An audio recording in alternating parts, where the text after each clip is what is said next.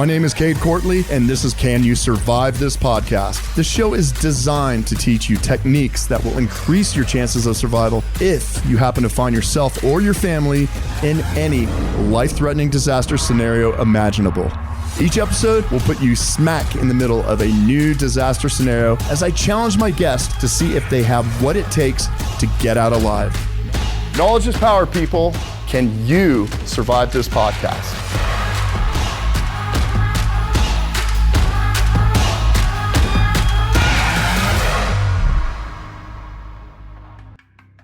My fellow survivors, if you can hear the sound of my voice, it means you are still alive, and it continues to be my mission to keep it that way.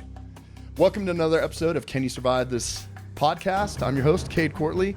Today, another amazing guest. I'll keep this short.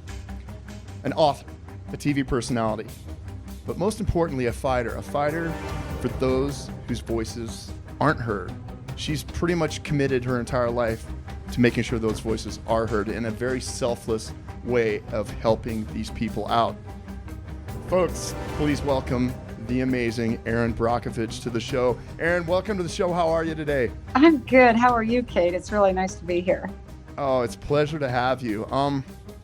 I have an incredible respect for those who fight for those who can't. Where did that come from? Was it the way you were raised? Did you develop it? A combination of all of that, personal experiences, because I have nothing but respect for that. Combination of all of that.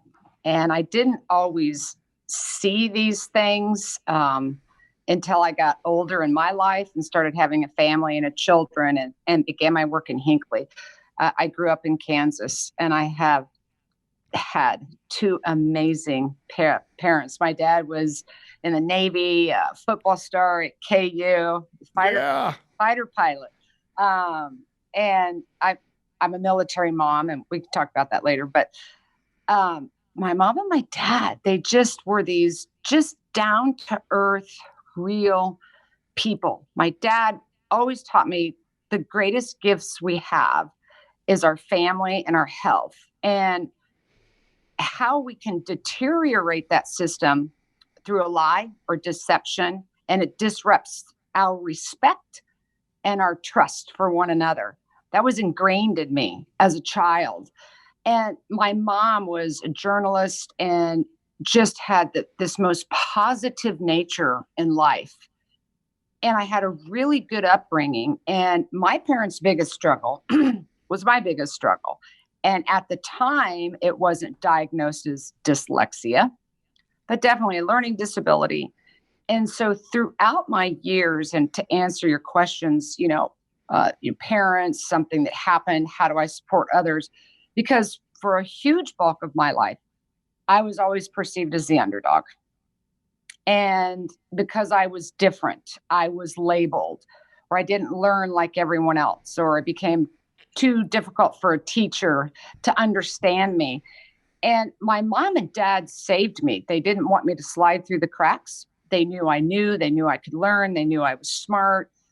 And my mom is the first one that taught me to have stick-to-it-IVENESS. And I really never knew what that meant. I thought it was a Kansas slang word like, cattywampus or slaunch-wise. I'm like, what the hell is this word? And I challenged her on it one day, and she got the Webster's Dictionary and read me the definition. Noun, propensity to follow through in a determined manner. Dogged persistence born of obligation and stubbornness. And I'm like, oh, wait a minute. I understand that. Stubborn is my middle name. I'm determined. I am dogged. And she wanted me to learn to keep pushing through. If you want to get to the other side, you got to push through it, right? You got to go through it. And so she and my dad were instrumental in working with me and keeping my self-esteem intact. And I don't know that I realized until I was older in life and started my work in Hinckley that the labeling, the perception, the judgments, I didn't fit nicely in the box, therefore I needed to be over here, was motivating and pushing me really into who I have become today. And my mom always teaching me that, just because you're different doesn't mean you're inferior, and not to lose that self-esteem. I had a high school teacher that caught me, that didn't push me through the standard conformance, if you will, of sitting there and taking a test. She knew I knew. She learned that I listened. She learned that I was visual, and she allowed me to take all my tests orally. And I ended up getting an A+ in the class on every test, every semester. What that did for my GPA was one thing. What it did for my self-esteem was another. And I began to really understand my dad's lesson. My dad was an engineer. He ran pipelines for CityCo. He retired from the United States Government Department of Transportation. He used to sing me songs about water. And the very basic principle that I was old enough to understand was that if he and I and my mother and family couldn't have this transparent communication and build that honesty and respect for each other, then we were going to lose everything. And I never forgot that. And then when I started having children of my own, I started to get it more. And then when I really began my work and basically stumbled on Hinckley, I saw, oh my gosh, whatever I was experiencing about deceptions and loss of respect and the basic principle and value of water and land and health, all of that was being taken away from these people. And I started to work at an instinctual level, which is what I definitely knew to do. And I saw two-headed frogs. I saw green waters. I felt that suppression or oppression or gaslighting these people to get them to shut up, to think what was happening wasn't real. And I just kind of exploded from there. And I know that was a long response to your question. But no, but I mean, there's so much great stuff in there. Let me unpack a few of these things. I can completely relate to, you had a learning disorder. I was a late bloomer, so I was the skinniest, the smallest growing up. And I didn't realize, as frustrating as that was at the time, it put a chip on my shoulder that would pay off 100-fold later in life when I decided I'm going to go try something extremely difficult. And because of that chip on my shoulder and that tenacity from the younger age, it accelerated me through that process.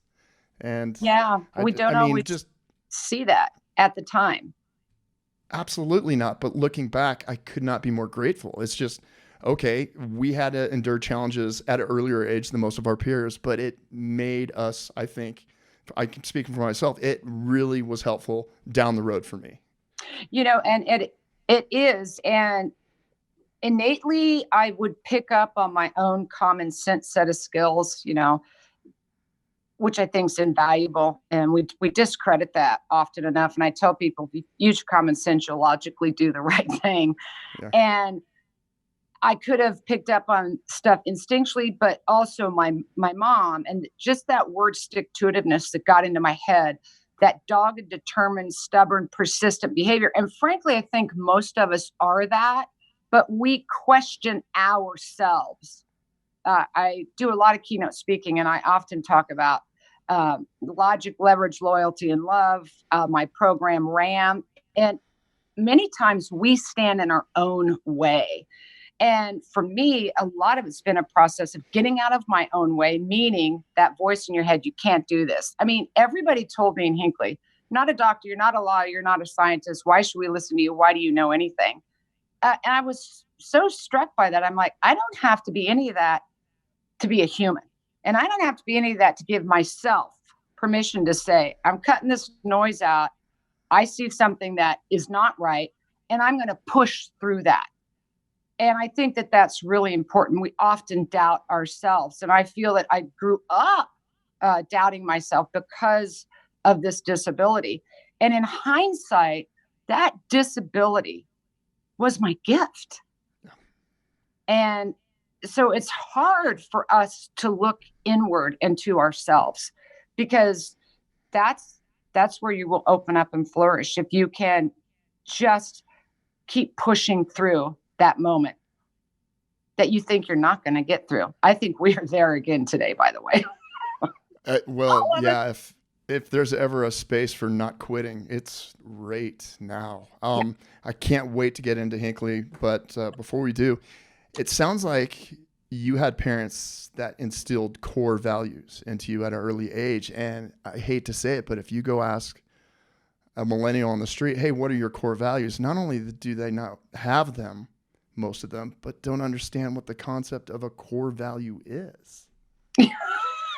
Well, it's very true. They're an interesting generation for sure. I think that, they're obviously into the social media, the computers, the tech, and all of that, which is one thing, but I think in a way disconnected them. And I worry about that. For me, that grounding is this environment. It is those principal core values. I ask people in my RAM program, which is realize, assess, and motivate oneself. And the A is for assessment. And take stock, not in what you have, but in who you are. And that is character. That is courage. That is value. That is respect of yourself, of another, of the environment. And so I think because their brains were in all of this, and my family, most people of that generation, you and I, we were out in it. I'm a soldier on the ground. I'm a foot soldier on the ground. And for me, there's nothing better than being in it, on it, a part of it, feeling it, experiencing it, the environment, looking at it, observations, all of that. And somehow they may have been disconnected from that because they're a generation that got into the whole tech thing.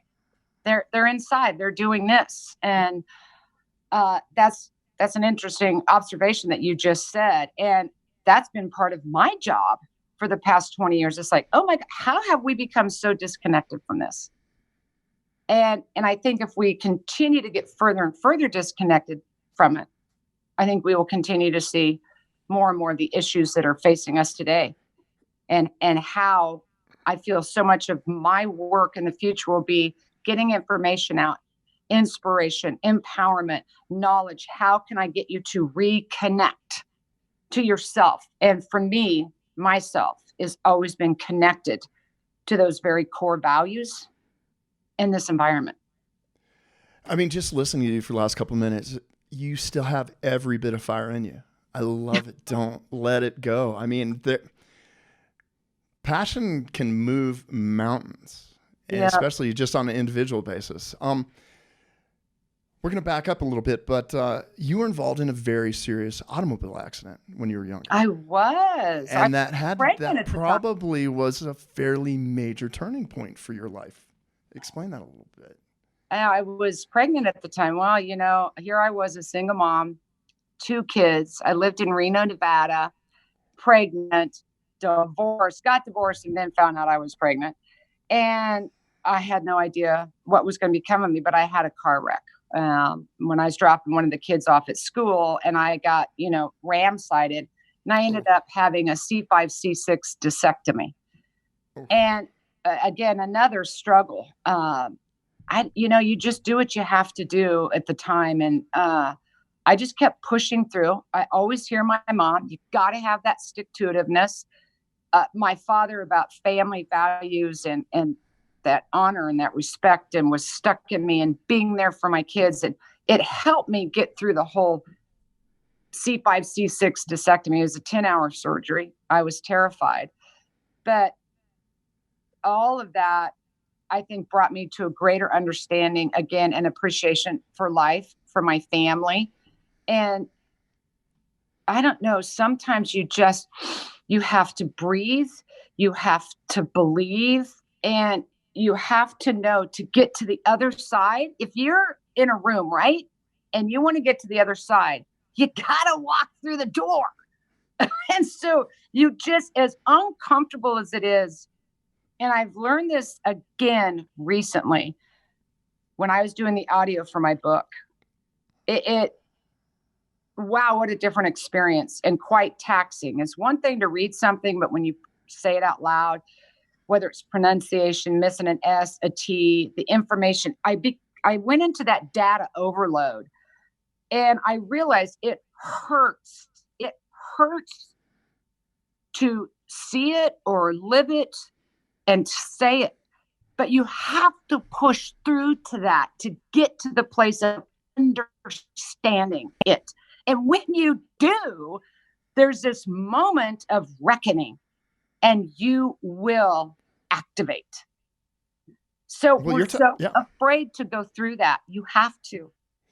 I mean, I tell people, I spent the opening part of my book talking about a survival mindset, and you can't just have all the food buried in your basement and checklists. If you don't have it up here, and getting up there is physical toughness and mental toughness, and it's hard to stay tough. So if you're pushing little comfort zones every day, not only are you staying on that wave, but you're ahead of it, and it's going to serve you better. And it kind of sucks at the time. I give a really basic example. You're going to go to the grocery store. Don't get the closest parking spot. Park far away because it's that much further that you walked today that you weren't planning on walking. It's real basic, but those little things build up. And you know, I'll admit it, as I'm getting older, it's harder to stay hard, but it's important with the world we're living in. It is. And, you know, I don't know how much I'm allowed to cuss, but these are my Blast moments. Away. Let's go ahead and do it now. Fuck shit. Okay, there we go. That's right. That's exactly what I do. I'm like, fuck this, fuck that, fuck you. I'm fucking doing it. And he's Perfect. like, ugh. That's the trailer. You just got to get into that warrior mode. And it is difficult. And it is difficult as we get older. Listen, I'm 60 now with 4 grandchildren. And it just, I allow myself to be vulnerable and okay. It's okay to be different. It's okay to be vulnerable. It's okay to be scared. And I allow myself that moment to get into my head, my heart, and my courage, my gut, and line it all up and just realize I got to do this. I can do it. It's for the betterment of myself, my family, me. And it's just like, I just say, fuck it. And I just do it because I could sit around and analyze it long enough and decide not to do it. I could talk myself out of anything. So it all comes from within you. And I worry so much. 7 years ago, I'm so tired on the environmental front. This is nothing I've ever done alone, nor can I continue to do alone. And I just felt not defeated, but really tired. And sure. I was there when my first granddaughter was born. Oh my gosh, oh my gosh. And the minute she came out and I was right there, I'm like, oh my God, I'm in like this legacy phase. I must continue my work. What would I be leaving for her? And I became reinvigorated again. And I think that we just get so hard on ourselves that we give up. And it's really becomes a mindset and a mantra and stick-to-itiveness and a legacy and life and the respect of it and the appreciation of it. And you must. I think of when my brother Tommy died. What a tragedy for the family. He was an asthmatic. He died on a camping trip. And I remember sitting in the front row of the pew with my family, and I was shaking so bad. I was moving the pew. And my dad put his hand on my knee. And I said, I can't do this. I just couldn't even catch my breath. I said, I can't do this, Dad. And he very gently just put his hand there. And I could feel this affirmative energy. And he says, Erin, you have to. You have to go on for you, for your mom, for me, for your children. And it just reverberated in my head. You have to. And there's these moments in my life, even standing in Hinckley, you have to go on. And it's not of just self. It's for the entire good of the family, for the environment, for others, and that service of duty. And when you can give back that way, it takes you out of yourself and you realize what you have to do. Well, it's amazing. I know there are people listening to us that are probably like, if she could bottle that. But folks, it's not a mystery. You find what you're passionate about. You find what's important to you, like family, and then you just go through the door. You commit. Yeah. It's like Nike, just do it. Just do it. Erin, so you were involved in the car crash. I want to make sure I've got this right. Was that, then you went and hired a law firm to represent you. Is that the law firm that you ended up going to work for? Well, it's so with the whole Hinckley thing? Because I guess where I'm going is, do you believe in fate? Yep. Do you believe in destiny? Do you believe in, luck? Maybe a combination that ended up your path where you were. And it started by getting T-boned in an intersection. Yeah, no, I'm thinking about what you've asked me. And you got to trust, I learned this from my mom, the universe. And there's no way Hinckley would have happened or destiny. It's all as like that show, Sliding Films. If you go one way, it could happen this way. Sliding Doors. Have you seen that film? I love that. But we're going to play a game later that's a lot like that as far as choices. You get to make life or death decisions. So we'll have fun with that in a minute. Don't know if I want to play that game. Is that why you call this? Can you survive this podcast? Yeah, you're going to love it too. You'll love it. It's pretty nasty, but we'll get to it in a little bit. So I think I've learned the universe has you or us right now exactly where we're supposed to be. We may not understand that. We will down the road. But right now, I will take comfort in, for whatever reason, I'm meant to be in this place, in this position right now. And that car crash was a part of getting me there. All of this, speaking with you today, it is a part of where we move next. We're supposed to be here today. And I absolutely believe that, because otherwise I will implode in my mind trying to figure it out, or no one's going to come save us, fix it, do it for us. I have to. And that gives me comfort. I'm meant to be in this space right at this very moment. I may not know exactly what it means, but it's part of the journey. It's part of a process. And yes, I do believe that the universe, it's so magnificent. There's so much we don't know. And I just believe in it and the environment. And we're meant to be right where we are, every one of us, right this moment. May not have a logical explanation for it, but so you can call that faith. Destiny, maybe. I think it's a combination of a lot. But I do know that I'll drive myself crazy if I question everything. And I happen to be like an empath, and I can feel things. If you talk to people I work with, they'll tell you, oh, she's scary. I'm serious. And I even feel like crazy. I said that to someone this morning where it's like, oh my gosh, I see dead people, right? Because it's an energy and you feel it, you know it, we question it. It's guttural, it's visceral, it's in your body. And I can walk in a room that's got 100 archive boxes and everyone's searching for a document. I'm not kidding you. I'm almost afraid to even say it. I will sit there and I can feel and I can tell you where it is.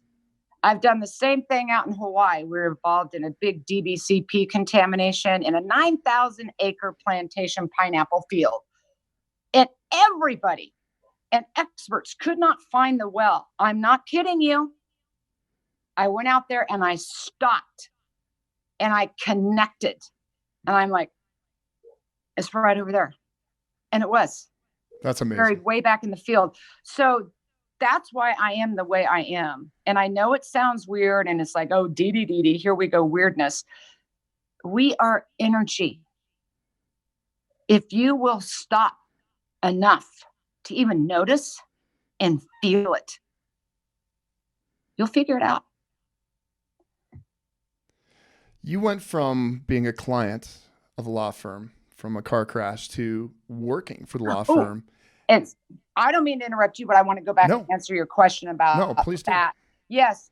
What happened was I had come down to LA prior. And when I was here, I met the biker dude, George. And it was George that came back to Reno. And helped me move from there to here because my 2 older kids' father was down in this area. And it is through George that I met Ed Masry for my car crash accident. And well, the rest is history. I mean, that's just it. The one more layer of connect the dots that ended up putting you right here. It's if you think about it too much, it'll kind of make you nuts. But I you know, really, right? I mean, half of it is okay, this is the path. And then I think the other half, what am I doing with these incredible events? Am I going to quit or keep fighting? And just the combination of the two. And look at you now.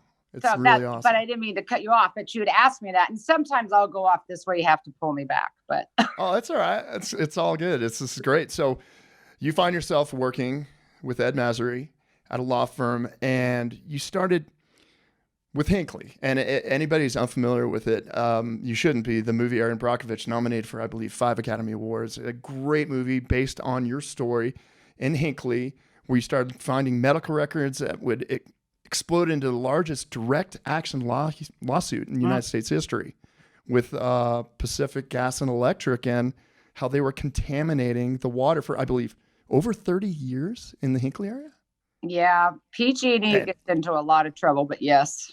Now, was this, at what point were you like, this is my calling, or the fire got lit? Was it early on? You're like, because you've already talked about sort of your core values and helping others. Was this just, okay, this is a perfect fit for where I am in my life right now? That was the perfect storm. Hinckley became the perfect storm. When I went out to Hinckley, I recognized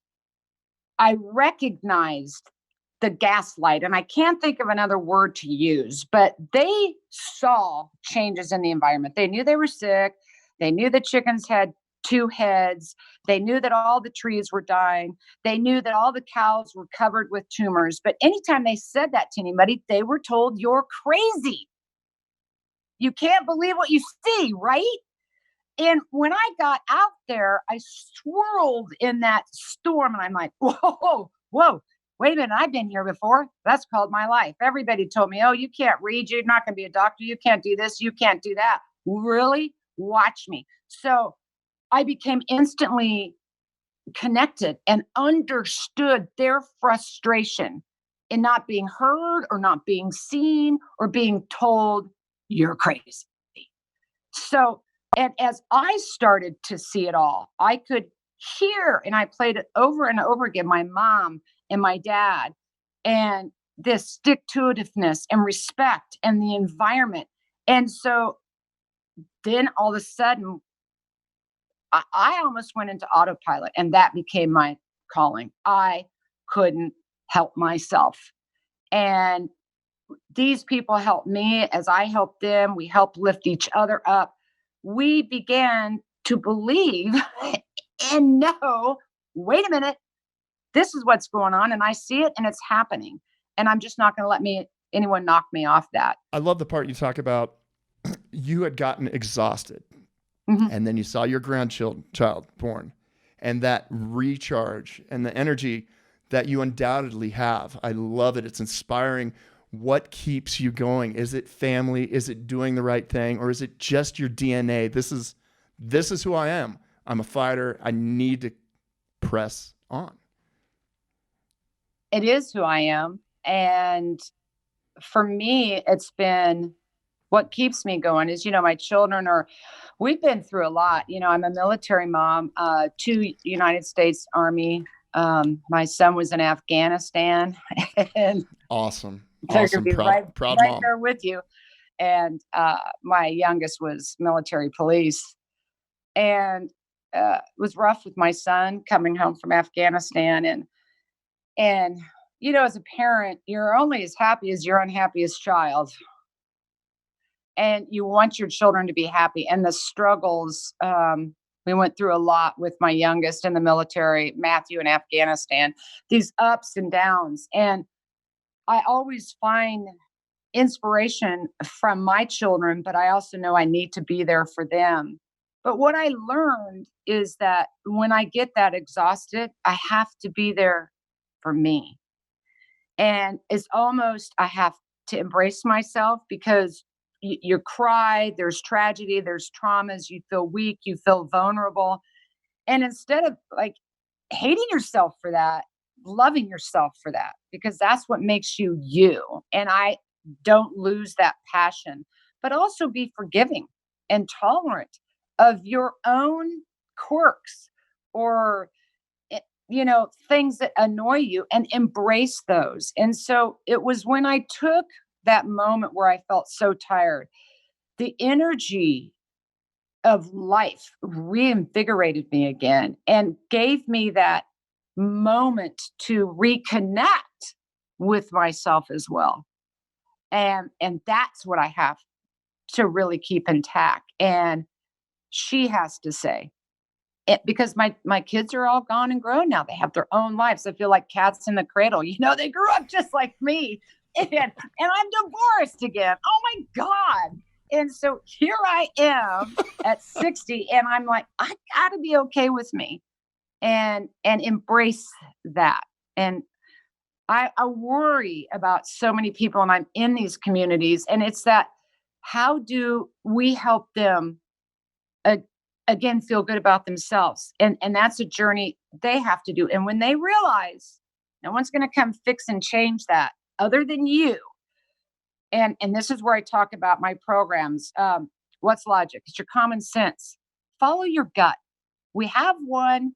It's instinctual. Listen to it. And I share with people on a very basic level. I grew up in Kansas. Okay. I could be outside playing. I could tell you the sky's getting dark. I could tell you the air is getting oppressive. I could feel it.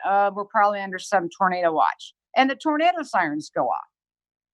My common sense set of skills told me to run, not stop and call the weather channel and ask if it was an F4 or an F5. Run, go to safety. And that's why I said earlier, if you follow that common sense, which we're taught really not to believe in, I think, or listen to, or it isn't real, go with that. Logic, leverage, join your community.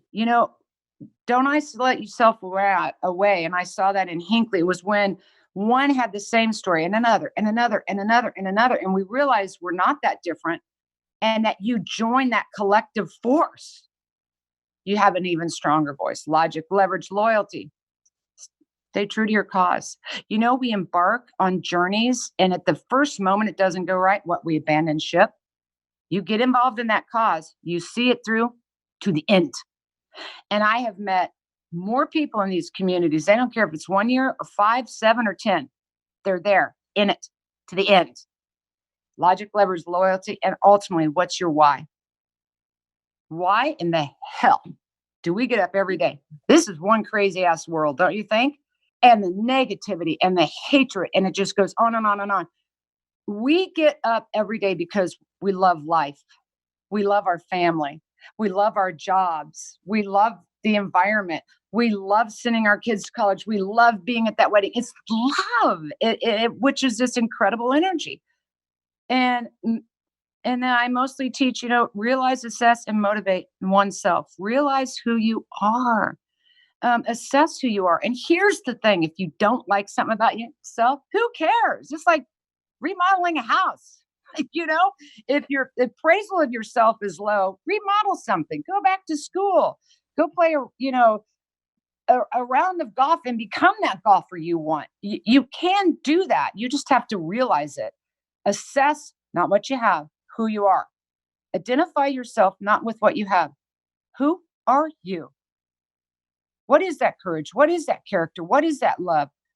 It's there, and embrace it. And mostly at the end, M is about the motivation. And we live in a crazy world, and it's spinning faster and faster. And I'm telling you, there's days I'm thinking, oof, I'm going to lose it. And here's the secret. You have to disconnect and refuel and reboot. It's like a computer. When you get a lot of data coming in at once, what do we get? The blue dot up there that just goes around and around and around and around. Like, hurry up. Get in that space where you can hear yourself think. You can feel your own heartbeat. You can connect to that internal self. It's guttural. And reboot. And when you do, you'll find that motivation and that passion to come out and press on and do it again tomorrow.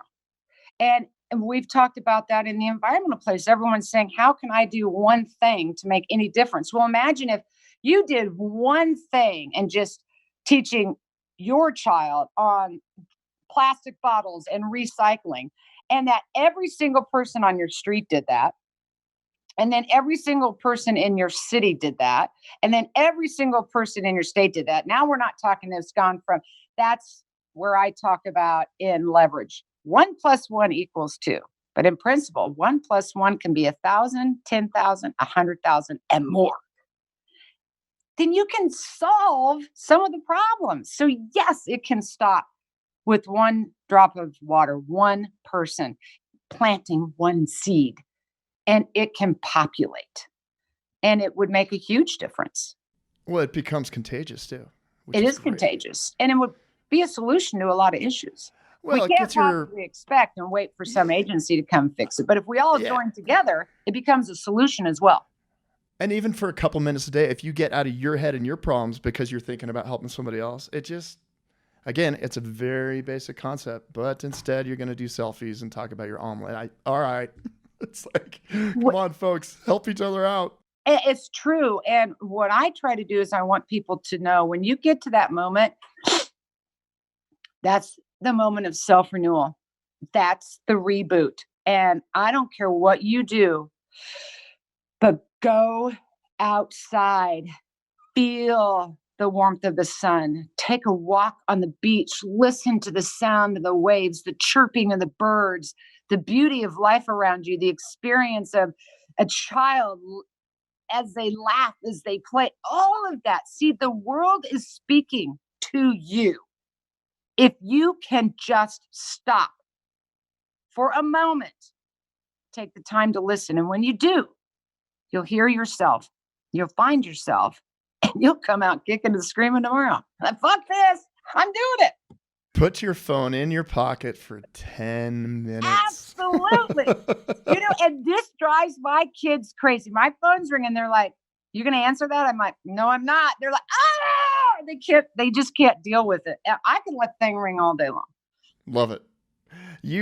I can only imagine when the film came out, I'm quite sure it changed your life. What was your experience with that? Positive, negative? Overwhelming. Overwhelmingly positive or just overwhelming? I don't want, it wasn't negative overwhelming. It was overwhelming. I remember going to the theater by myself. Nobody knew who I was. And after the movie was over, watching audiences, standing ovations in a theater. Yeah. And Hinckley wasn't and isn't and never was about me. It's about all of us. And listening to people going, "Oh my gosh, I wonder if that could be me. That is me. Wow, she had some balls. Well, I could do that too." And that's precisely what it was. It's just, we all got it. And that made me really happy. And I wasn't prepared that there would be 100,000 other Hinkleys or more. I wasn't prepared for, the film could have been a flop. I wasn't prepared that they would name it after me. That kind of threw me off. And it's kind of, because now it's in your face. It's my name and who I am. And I'm recognized more for the name, the film. They get it. They saw it, but they don't always see or recognize me. Right. And just the amount of work. That the idea that this had been going on everywhere was pretty overwhelming and still is. I'm let me ask you 20 years down the road here. If you had to put a number on a percentage of the United States that has contaminated water, what kind of number would you say you would put on that? Huge. Really? Wow. Every state in the United States, I could tell you right now, where like hexavalent chromium problems exist throughout the United States, but in Italy and France and Greece and South Africa, Australia, it's global. It's a global chemical. And within every state, multiple towns, multiple cities across the entire United States, has Superfund sites, has groundwater contamination, has soil vapor intrusion, has air pollution issues from huge releases and mishaps. Every single state. I always tell them, you can email me, you can start with your municipal water system. Don't be afraid to ask questions. Oftentimes we don't, because someone else is going to think, what are you doing? What are you saying? Don't be stupid. Ask questions. Use your common sense, observation. I can't tell you every single day, every day. I guarantee you there will be 1 to 3 today of people sending me pictures of their tap water. It's yellow. It's orange. It's brown. It's green. It's got oil in it. It's got sediment in it. They're lighting it on fire. I'm like, what is it you're missing? They know. And what I've learned through the book, through my community and on the ground is, I think people are asking for permission. We grew up, you remember in class, you raise your hand, I need permission to go to the restroom. What I think they're really asking for is support. And when you get that support, they oftentimes rise. And so if you're calling me for permission and you need me to support you that, yeah, that's brown water. Yeah, I'd be concerned. Yeah, I'll make that phone call. And I'm the gal for you to call, because I'm going to support you in believing in what you see, what you're experiencing, because I'm not there. You are. And the direction you need to go to begin to find answers. First thing is, when you see brown, black water coming out, don't drink the water. It's happening everywhere. That's why the book is about the national water crisis and what we, the people, can do about it. Stop looking for the hero and become it. Well, I want to get into that now. That's a perfect segue. Talk to me about Superman's not coming. Yeah, that's so disappointing. It's the kind of, I've had to learn the Cinderella story and the Prince Charming's. Prince Charming's not coming. Dang. Well, I got to get over that one.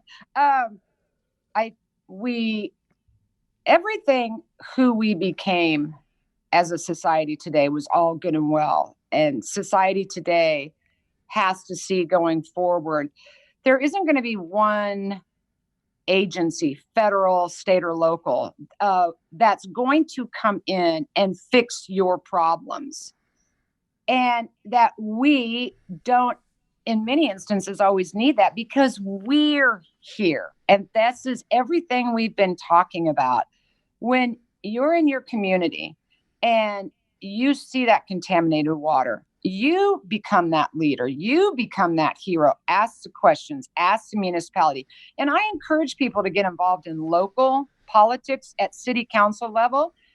Most people, if you've ever been to a city council meeting, there's no one there. They're in there talking to themselves.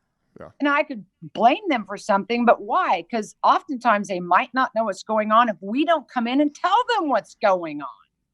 And we talk about this in the book. Even in Hannibal, Missouri, one of the ladies decided to run for city council. She did. She got a referendum out to the ballot to the town to get rid of chloramines. They did. They're lead free now. You can do that. And so it's just going to begin with you taking some action. What about by the people, for the people, we the people? Have we gotten comfortable or complacent or bought the Kool-Aid? I don't know, that someone's going to come save your ass. And when you have these problems, you need to look to yourself first, to start asking those questions, to be a part of the solution, and stop waiting for someone to come fix it. You can take that action.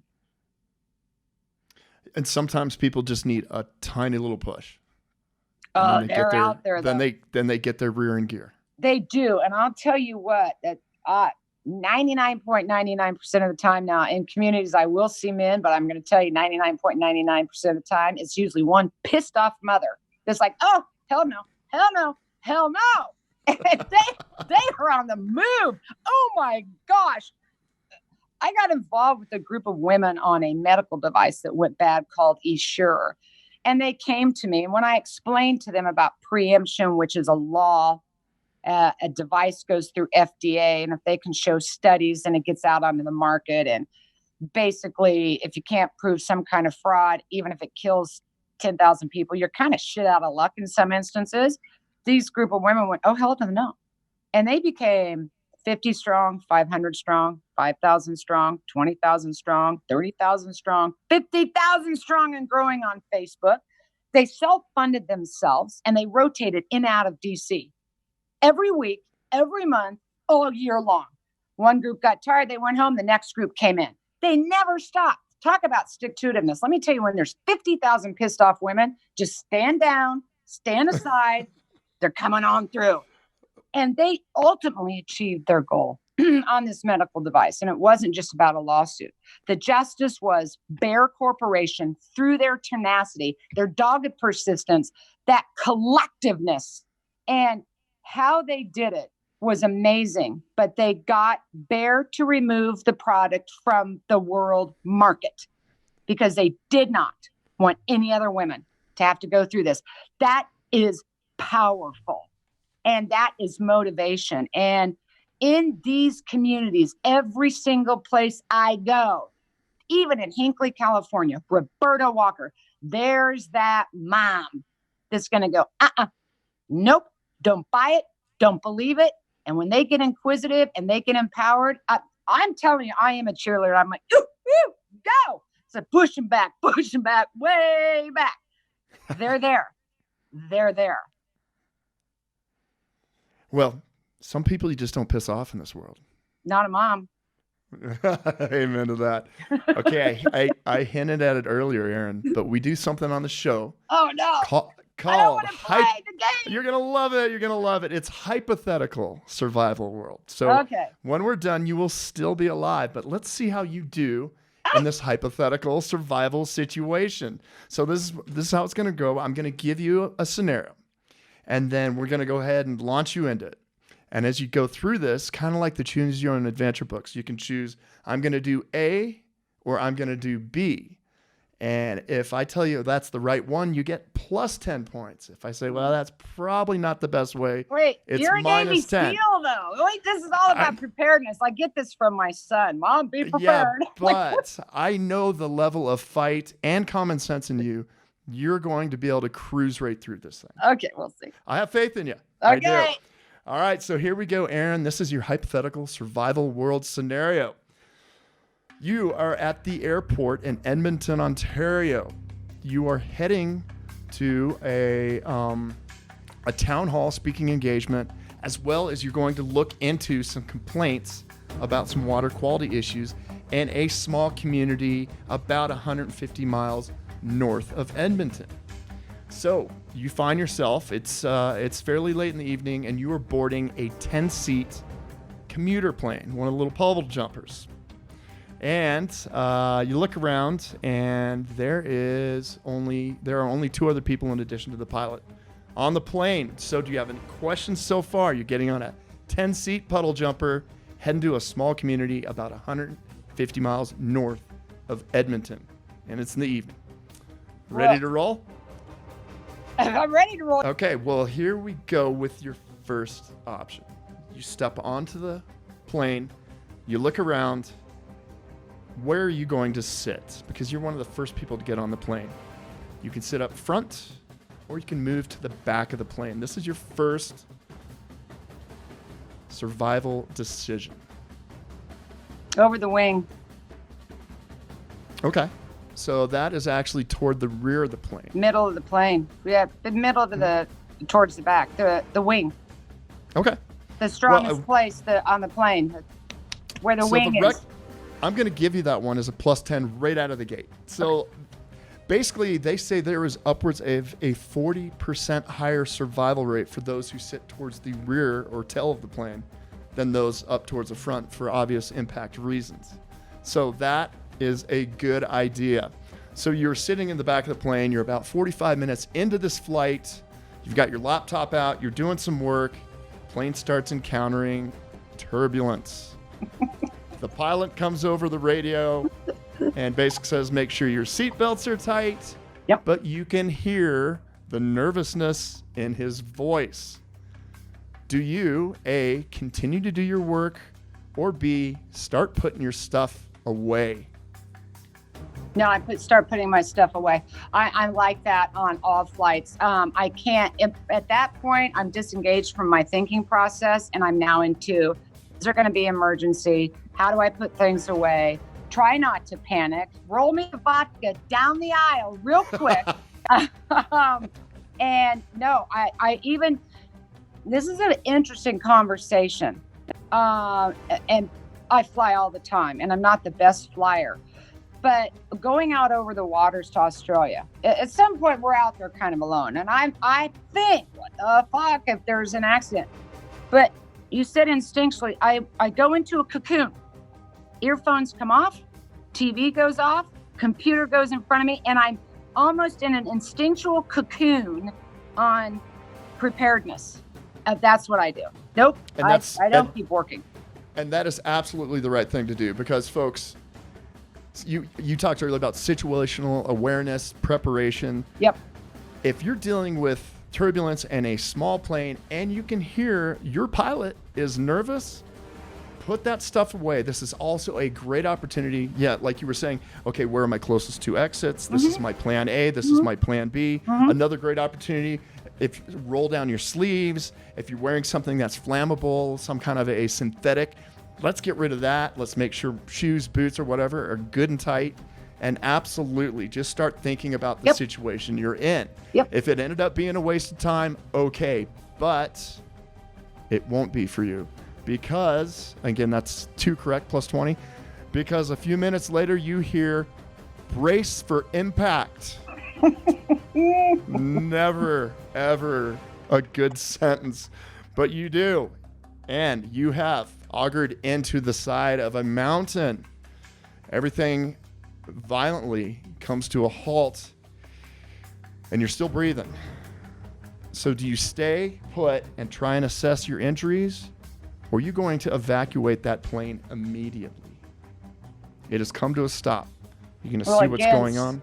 So much situational awareness. At that point, I think serious instincts are kicking in. I'm going to smell for gas.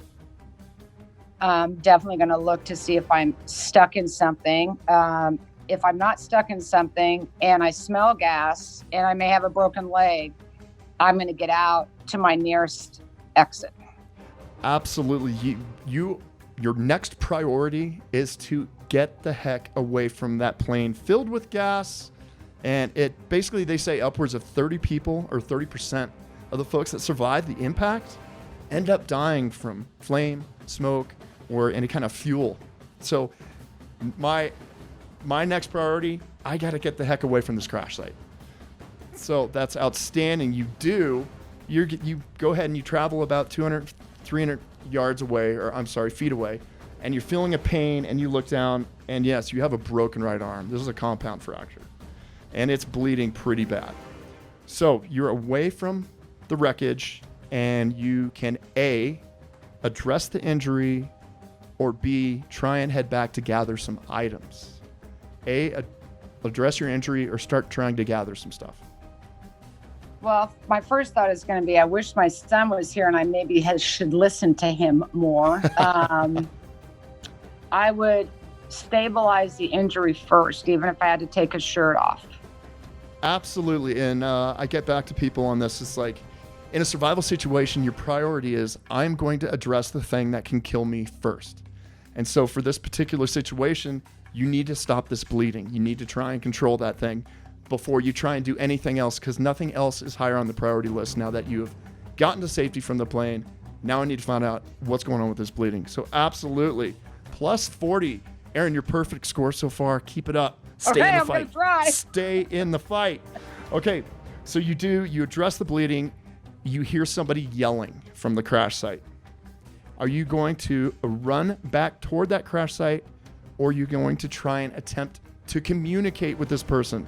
Find out where they are, what's going on, get some more information, or are you just going to blaze on in there back towards the crash site? No, I'm going to communicate with them. I need them to know. My first thought would be, if I've got somebody panicking, they're panicking because no one's there, I'm going to signal to them, I'm here. where are you, and establish that communication so I can actually find them. And then I would go in and I assess the situation, if they're even speaking. No, you nailed it. You basically are assessing the situation from a safe distance. I need to find out more intelligence about what is happening with this person. Okay, they're talking, so they're probably in pretty good shape. Where are you at? What is your condition? Instead of, I'm heading back to this potential explosive crash scene. So yeah, absolutely. No, I communicate with them. My first instinct is I would know they're fearful because they feel alone. And I would establish, you're not alone. I'm here. Where are you? Because I think that helps that person come down maybe a notch. Yes. Then in a survival situation is a communication skill that you have to have, because if somebody panics, it's like when someone's drowning, they can take you down. Yeah, I mean, it's exactly what first responders do. The first thing on their list when they come up on a scene is they need to assess the scene and see if there are any dangers so they don't add to the body count by themselves getting hurt and just rushing in. So you nailed it. Assess the scene, figure out what's going on, get more information, and then you have the opportunity to, okay, so you head to the site, you find this passenger, you see that their legs are pinned, all right? And basically, you're talking to them, they don't appear to have any other injuries, they're just complaining about their legs. Are you going to try and pull them out of this situation and worry about maybe further injuries, or are you going to leave them put? They always say, hey, you got to worry about a spinal injury, and you can make it worse if you move them. But this person is sitting in a crash wreckage that is starting to smoke. Leave them in place or try and remove them, but worry about continued or additional injuries. I would be very, very feverishly with smoke coming in, finding a way to dislodge their legs. And I know you're not, I'd pick them up and I would get them out. Absolutely. And I mean, look, tough decision, but if the roles are reversed and you're like, okay, I didn't burn to death, but don't use my legs anymore, or I just burned to death there, pull me the heck out of there and we'll deal with whatever might have additionally happened as a result. So yeah, it really is, how do you want to die? And yes, you go. And even with the broken arm. No, we're not going down in this plane. So hell no. And I've talked to guys who have suffered from burns, and it sounds like the worst possible way. I mean, so screw it. I rather crawl around on my arms than burn to death. So plus 60, Erin, come on, home stretch here. All right. So you pull that passenger out, you head back to the location where you set up shop. All right. You head back, you see the pilot unresponsive, and it looks like it would probably take a miracle to try and remove him. So what do? Tough decision again. Do you try and use the last few minutes that you're willing to make an effort to try and get that pilot who is unresponsive out? Or do you look around and gather everything you can in the area?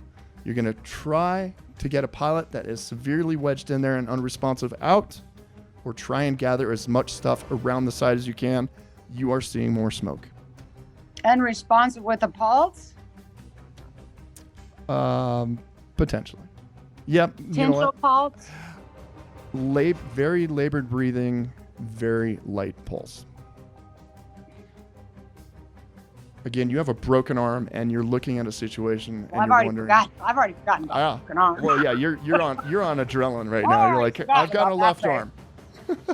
But you can only choose one. Try and get that pilot out of there, or try and grab everything in the area you possibly can that might help you out in this situation.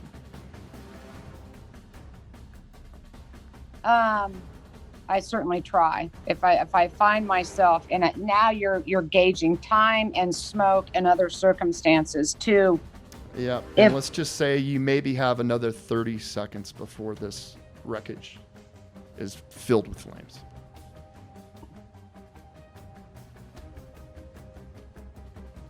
Oh man, it's so hard to think.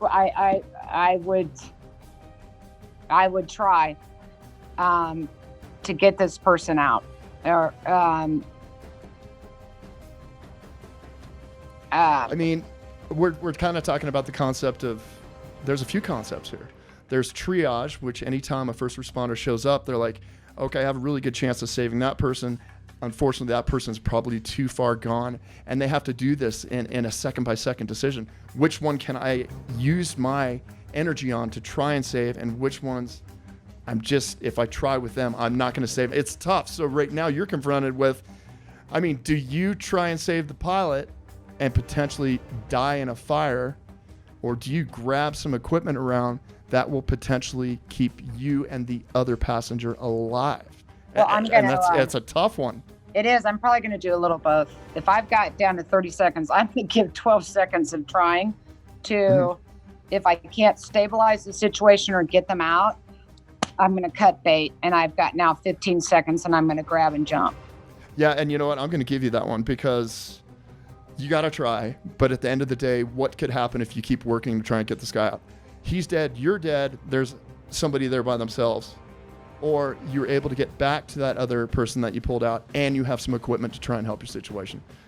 So a tough one, but it's a tough world we're living in. All right, Erin, plus 70. Okay, so Am I getting out of this plane yet? You're close. You're close, and you're a perfect score. So keep it up. Please stay in the fight. You get back to the other passenger. They're kind of a mess. All right, they're in shock, and you have a decision between trying to go and find some water or trying to start a fire at your location. Try and go get water or try and start a fire at your location. Am I in snow? Because I have water to start a fire. You're not. It's actually this time of year. Okay. I'd say it's tonight. And so, no.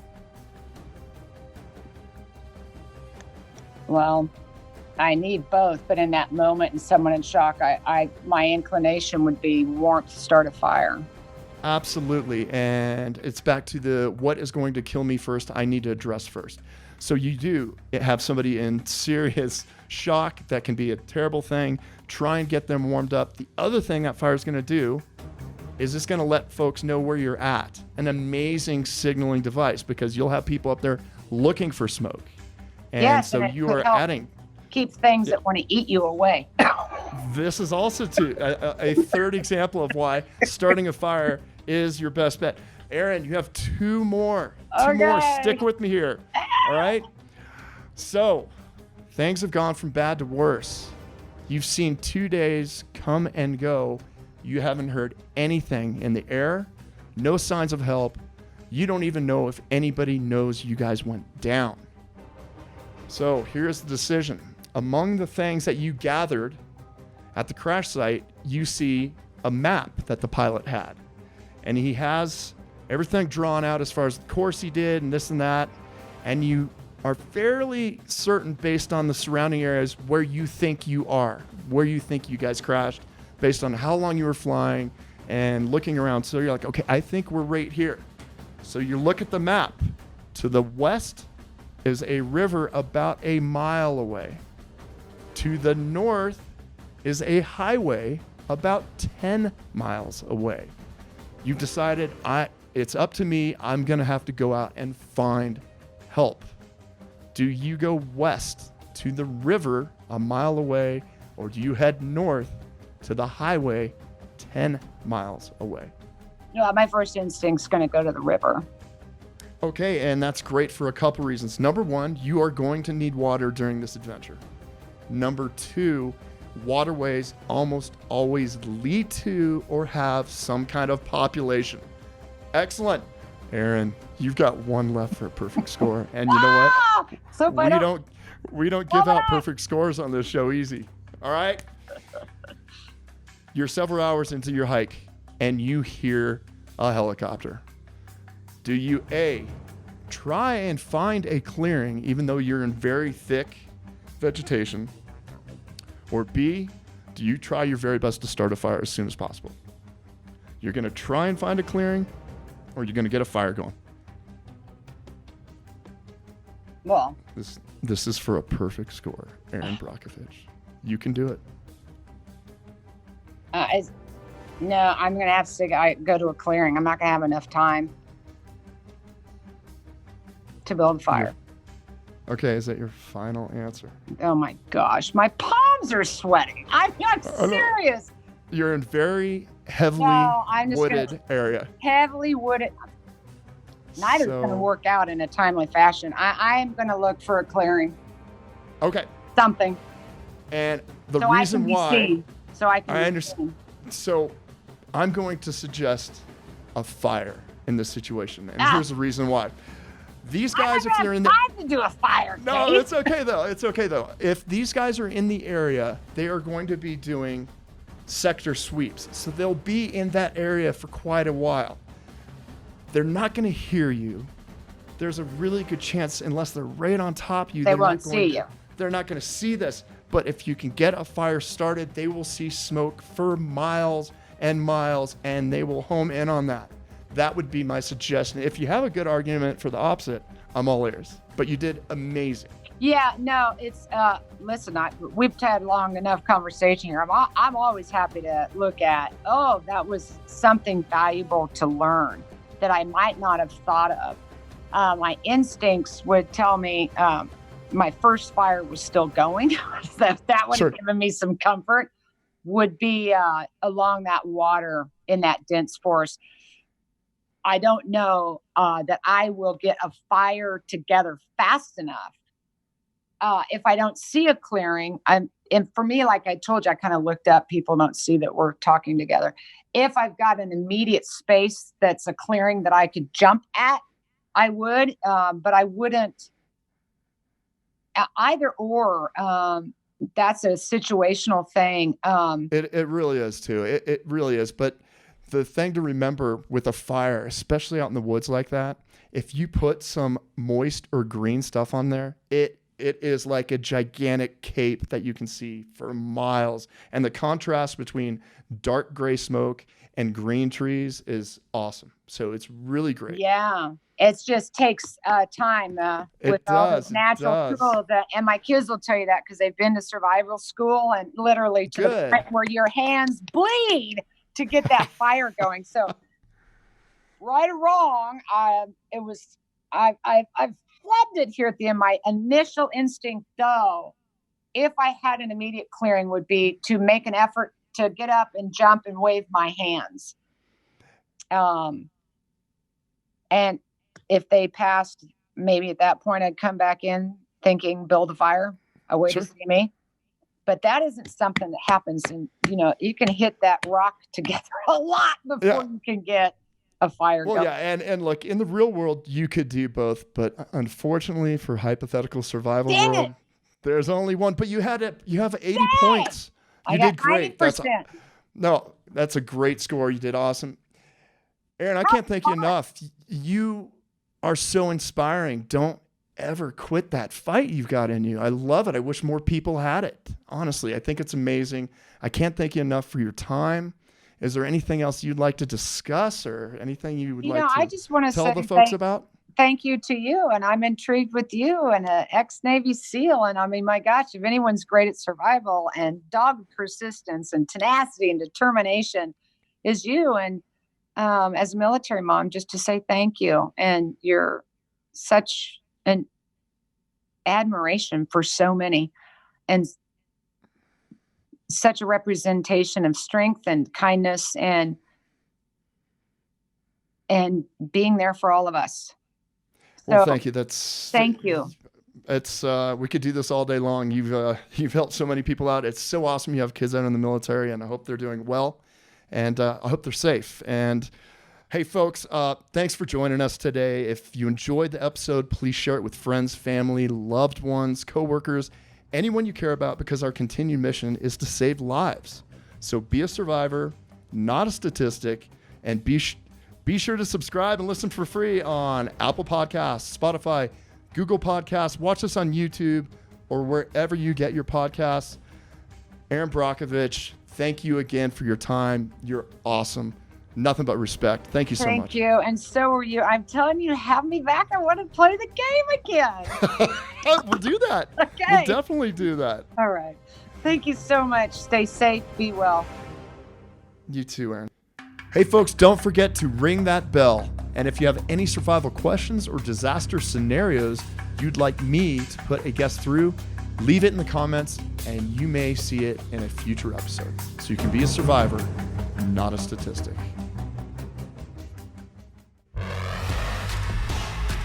Can You Survive This Podcast is a Cavalry audio production, recorded live from the bunker in Denver, Colorado.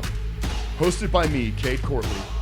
Produced by Brandon Morgan and Cade Courtley. Associate producer is Jeff Apple. Executive produced by Keegan Rosenberger and Dana Brunetti.